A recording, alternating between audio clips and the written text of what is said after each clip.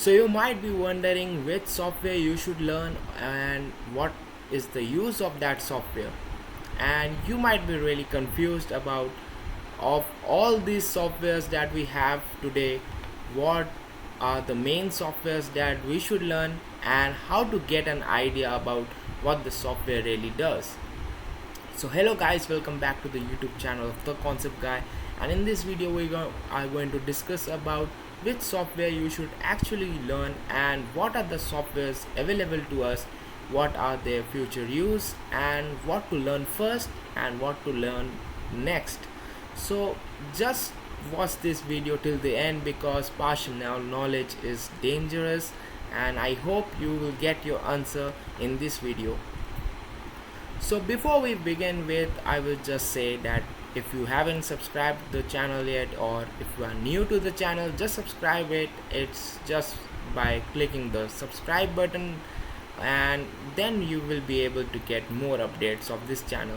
So now let's begin with the basic classification of the softwares that we have, because we have a lot of softwares, but we want to first categorize what are the software used for, or their main functions. So I have a list where I have just classified the main softwares, the main chemical engineering softwares, according to the main task that they perform.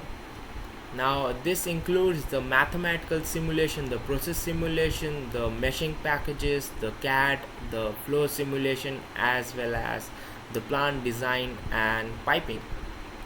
So as we know, you might be able to clearly understand what they are used for, but for just in-depth knowledge and for the sake of knowing what suits you the best, let's just discuss them one by one. So we begin with the mathematical simulation softwares, and one of the most popular and also the most used. This is because mathematics is actually involved everywhere.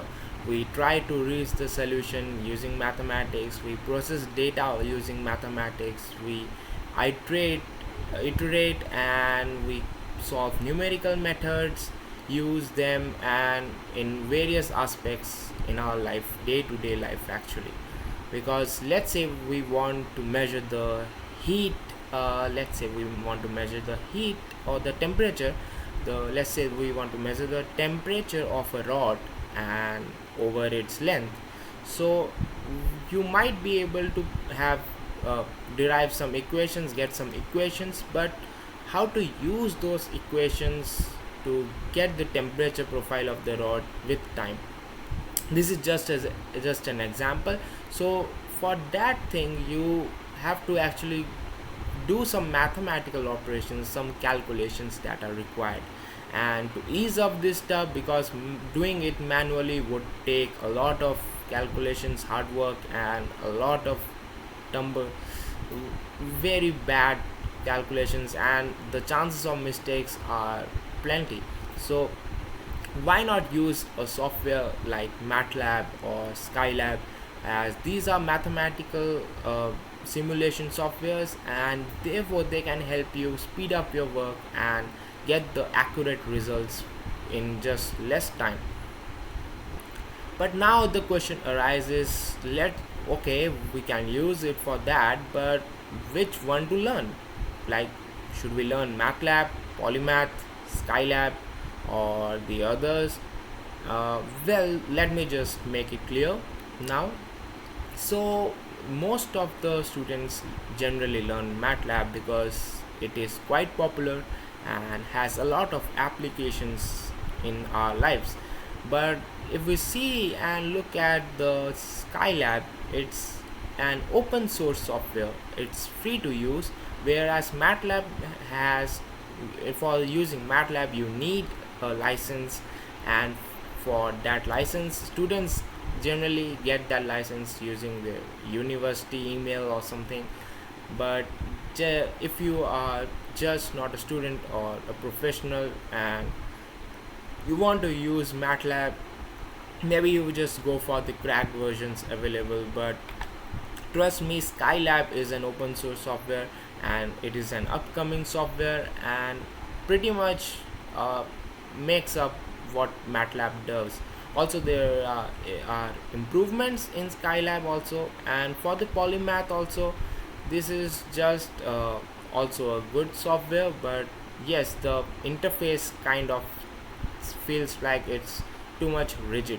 So MATLAB is something that I will prefer first to go with, because if you are on a learning stage, MATLAB is quite easy to learn. And but yes, you can also try Skylab if you are not able to get the license of MATLAB.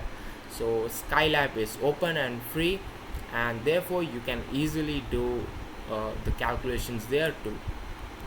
Now in this list, you must have noticed that we also have MS Excel.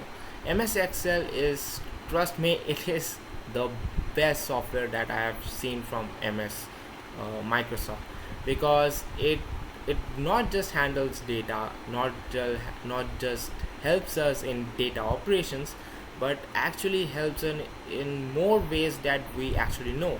So you might be knowing the basic Excel stuff, and that is just plotting the table and then the graph from the table. But Excel helps us in operations. We can create macros are something like you want to do some specific task. So Excel actually helps us to create a visual effects, so that we can, a visual element, so that we can do that task easily, and we don't have to repeat the steps again and again. So Excel is something that you might have done, but you need to explore it more. I will make more videos on what aspects of Excel you don't know about, because most of the students really don't know what Excel can actually do, and just use it for plotting graphs from the data. So for this stuff, for this category, I will just say go with MATLAB if you have a license, or like a student version. And if you don't have that, then just go for Skylab. It's just also as amazing as MATLAB, and it's growing day by day.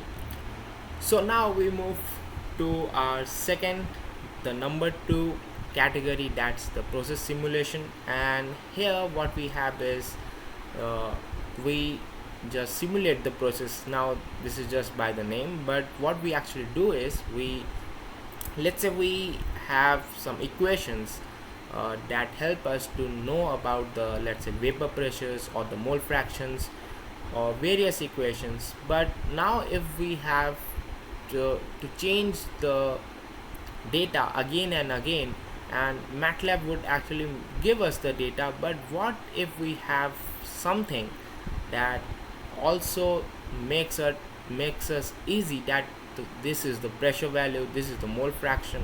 So to get the more specific, so I would say the more specific data regarding the plant operation or the process operation, we use the process simulators.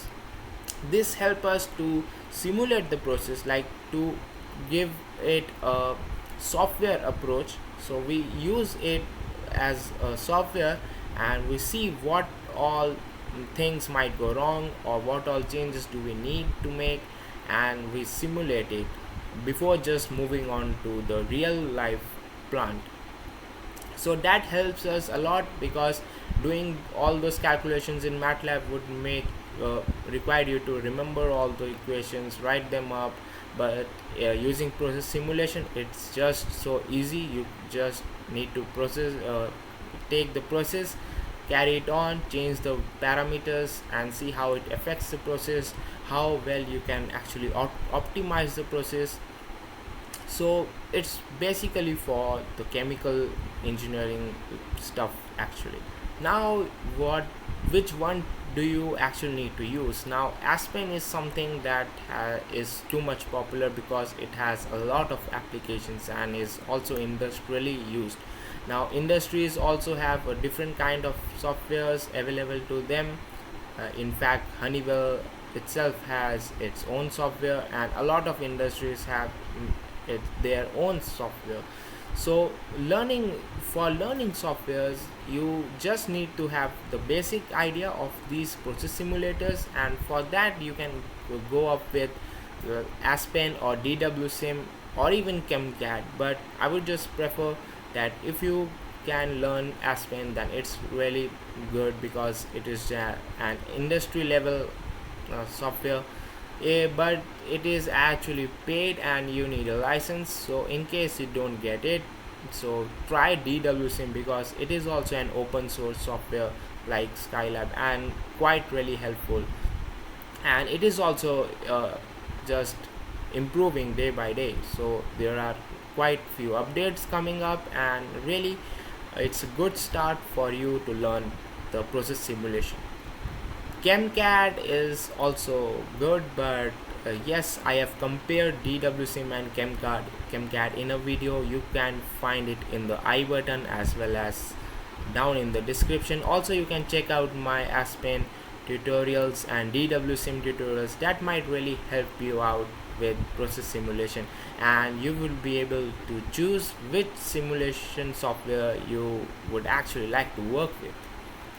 Now we move on to the number 3, that is the meshing packages. Now trust me, honestly, most of you might not use it because its applications are quite not just straightforward, but there are many applications.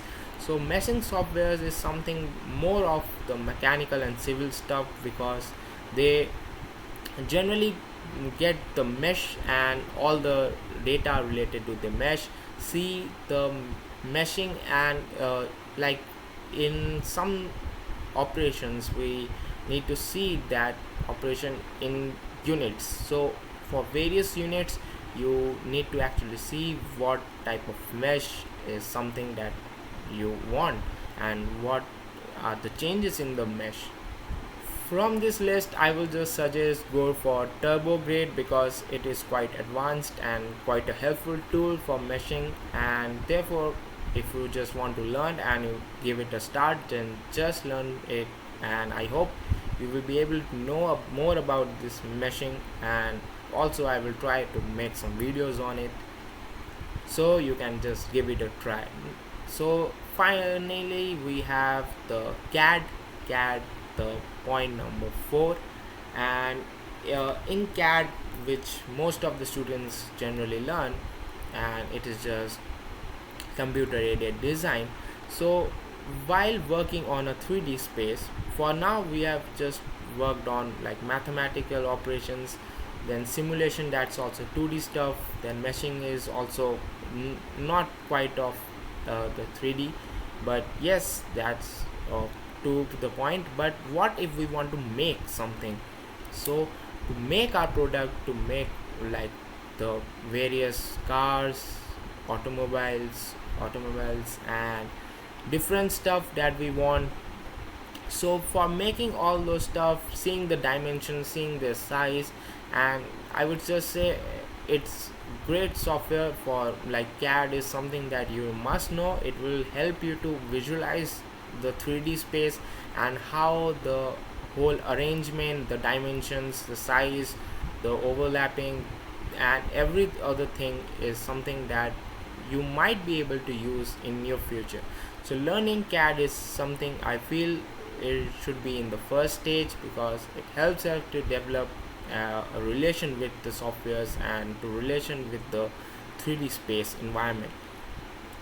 So from this list, I would say you can go with AutoCAD or SolidWorks or even CATIA. But yes, I would say that AutoCAD, the most popular one, tried once. It has also, I think, a trial period also, and you will be able to learn it really quickly, I must say. So AutoCAD is something up here that is popular. You can also try out SolidWorks and other those in the list, but yes, AutoCAD is something that might fit you and is something really popular.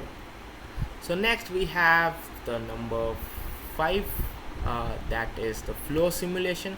So it actually says the CFD, the computational fluid dynamics, and here we deal with the fluids and their flow, and generally used in those sectors where fluid is something uh, which we want to have a connection with, like say we design a spaceship, or say just take an example of a car even. So for when a car moves, the wind that blows over the car, that is something where the fluid is something we want the streamlined flow to occur. We want to see how much this flow affects the car itself, and therefore we can see that these all parameters, or even let's say a fluid flow in a pipe, so these parameters are something that one must know before going into the real world. So for this we need to see that if the whole simulation of the fluid flowing past after it, is something that goes smoothly and doesn't affect the process much. Like if we say we have some uh, let's we have some plate, and the fluid flow over the plate is something that we have studied, but to see how it actually will affect in the real world, we can actually simulate it first.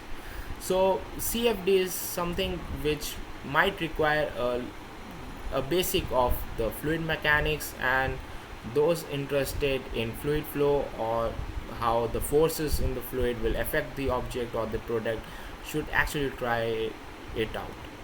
COMSOL and ANSYS Fluent are some really popular and helpful advanced softwares, but you can just also give it a try to OpenFOAM, which is an open source software, and it is free and also quite easy to use, and get your basics cleared with it.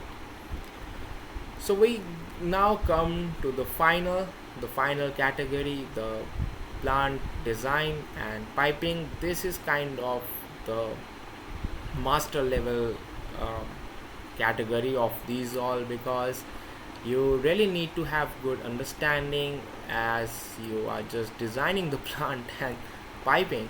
Like it's just a network. It's completely something that you will be designing as a design engineer, and you need to have a lot of basics cleared before you hop onto this category.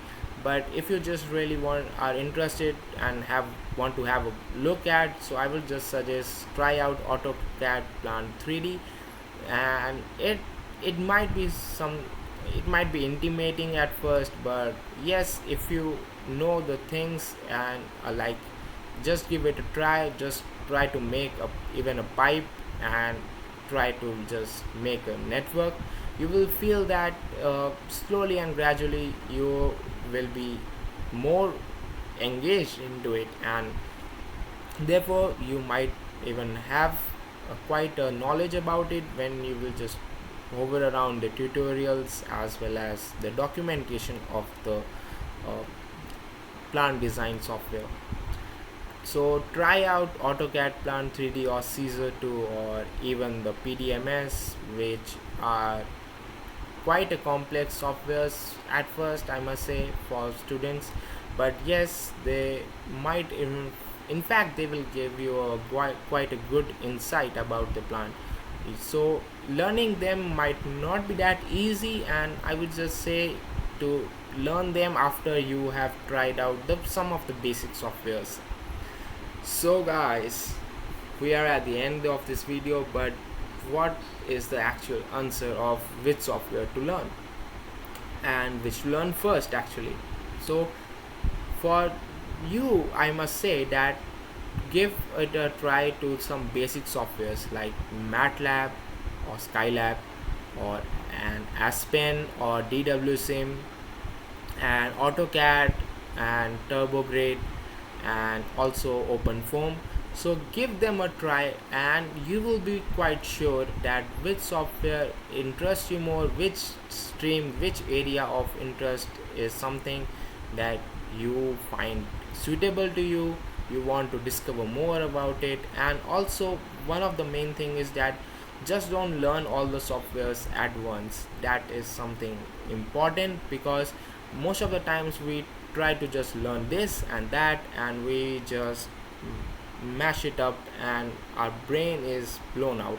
So don't do that, because go step by step and you will find it quite easy, and your basics will be cleared, I guess. And this will help you to actually not only just apply your knowledge in the application, but in fact help you to enhance your knowledge and enhance your understanding about the areas. So guys, that's all for today. If you like the video, hit the subscribe button and like button, and please share it to the people who might in fact need this video. So I hope you got all your answers, and if you have any more doubts, you can just post them in the comments. So thank you guys.